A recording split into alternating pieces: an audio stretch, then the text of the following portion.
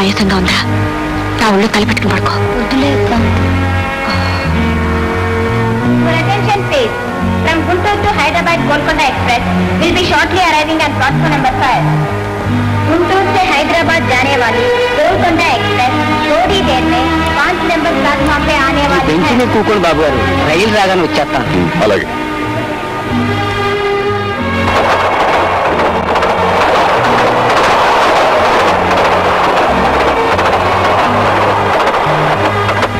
రవి, నువ్వు ఇక్కడే ఉండు.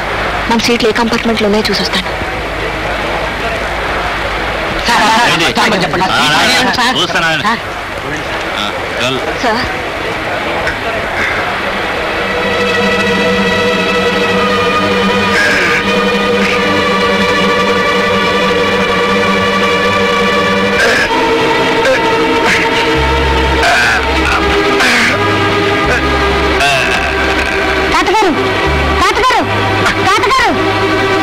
ఈ కంపార్ట్మెంట్ ఏంట్రా, ఏమైంది?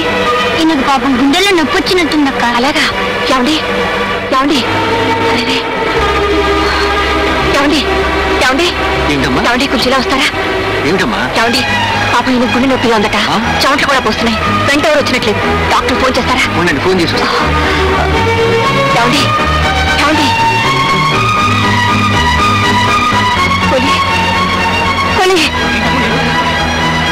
బాబా, కొంచెం సాయం చేయండి.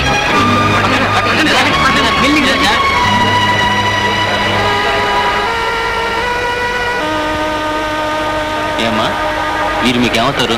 పరిచయం లేదండి. నొప్పితో గిలగిలాడుతుంటే మీకు ఫోన్ చేయించాను. అక్క, ట్రైన్ వెళ్ళిపోతుంది. అరే, మన పెట్టి అక్కడే ఉంది కదా, ఉండు. ఉండక నేను తీసుకొస్తాను.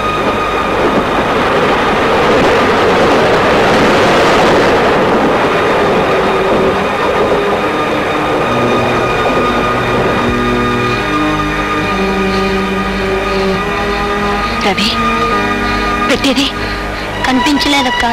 కనిపించలేదా? ఇంకా నయ్యో, డబ్బు, టికెట్లు, మెడికల్ ప్రిస్క్రిప్షన్ అన్నీ నా దగ్గరే ఉన్నాయి.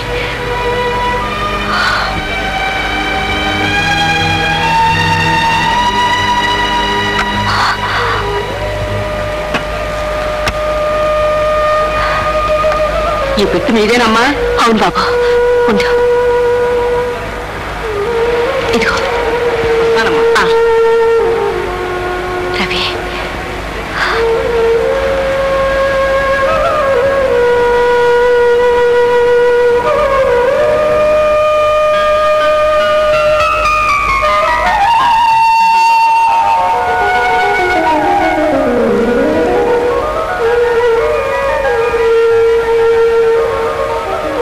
సార్, ఈ అమ్మాయి మీ ప్రాణాలు కాపాడిందండి.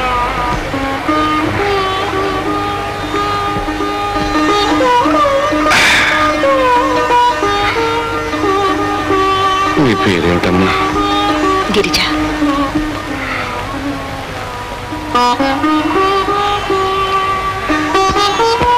నా తల్లి పేరు కూడా గిరిజానమ్మా. ఏ ఊరమ్మా? ఈ ఊరేనండి. ఆ కుర్రాడు? నా తమ్ముడు రవి. ఎక్కడికి వెళ్తున్నారు? హైదరాబాద్ వెళ్తున్నాం. నేను కూడా హైదరాబాద్. అక్కడ మీకు ఎవరైనా బంధువులు ఉన్నారమ్మా? లేరండి. వీడికి గుండె జబ్బు, ఆపరేషన్ చేయించడానికి తీసుకెళ్తున్నాను. అయ్యో పాపం. టీసీ గారు. ఏమిటండి? హైదరాబాద్ ఎక్స్ప్రెస్ లో మా ముగ్గురికి 3 ఫస్ట్ క్లాస్ టికెట్లు కావాలి. అలాగేనండి. బాబు గారు. పర్వాలేదమ్మా, పర్వాలేదు.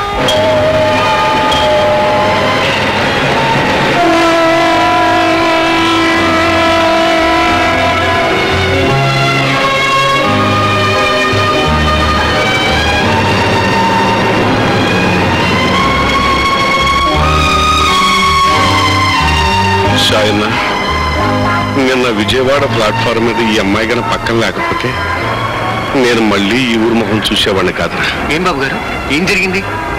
ఇంటికి వెళ్ళిన తర్వాత అంతా చెప్తానులే. షాయన్న, పాపం వీళ్ళకి ఈ ఊరు కొత్తట. ఆ అమ్మాయి దగ్గర వాళ్ళ బంధువుల అడ్రస్ ఉంది. నువ్వు ట్యాక్సీలో తీసుకెళ్లి వాళ్ళని అక్కడ దింపేశారా? అలాగే వస్తానమ్మా. అవసరమైతే నాకు ఫోన్ చేయి. అలాగే బాబు గారు. సాయన్న మన అడ్రస్ ఫోన్ నెంబర్ కూడా వాళ్ళకి. అలాగే బాబు. వస్తాను బాబు. రామ్మా. మంచిదమ్మా. టాక్సీ.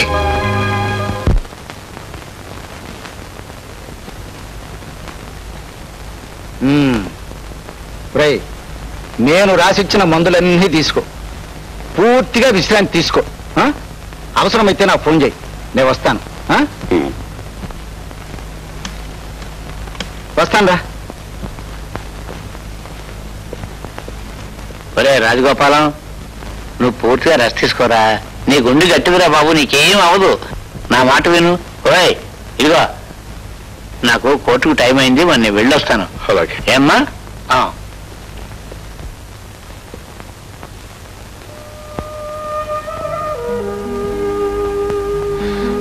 సారీ తాతయ్య, ఇలా జరుగుతుందని కల్లో కూడా అనుకోలేదు.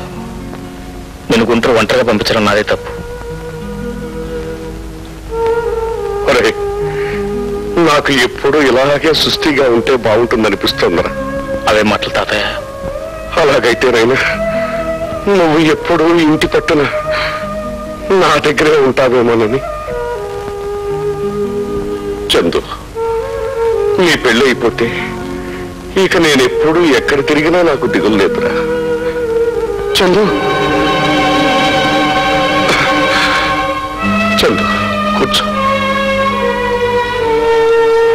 చందు, పెళ్ళంటే నువ్వు ఎందుకంత అయిష్టంగా ఉన్నావో నాకు అర్థం కావటం లేదు. చూడు బాబు, ప్రాణం అనేది మనం మన తల్లిదండ్రుల దగ్గర నుంచి ఎలా తీసుకున్నామో అలాగే తిరిగి మన పిల్లలకే మన ద్వారా అలా సంక్రమింప చెయ్యాలి. వృద్ధి చెందటం అనేది ప్రకృతి లక్షణం బాబు.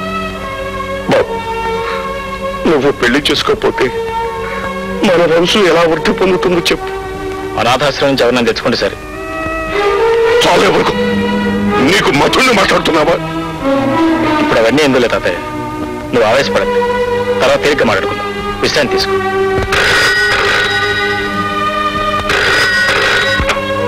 Hello, Chandu here. Grand, very good. ఇప్పుడే బయలుదేరుస్తున్నా. అదే వాళ్ళ రేసులో నా ఫేవరెట్ హార్స్ స్వీట్ డ్రీమ్ గెలిచిందట. వస్తాను. Bye bye.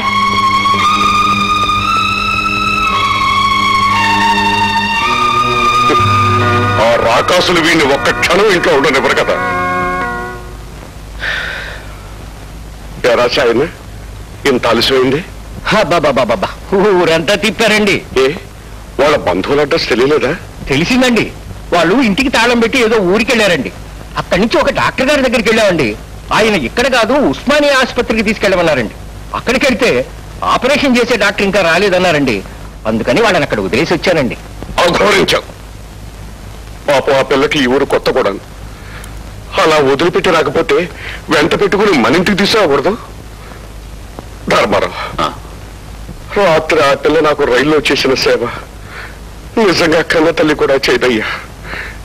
ఏ తల్లి కన్న పెట్టు మహా ఉత్తమరాలు. ఆ పిల్లరుడో నేను ఎలా తీర్చుకుంటానో ఏమో. అబ్బాయి ఆపరేషన్ అయిన తర్వాత ఏదో సహాయం చేస్తే ఆ రుణం తీరిపోతుందండి.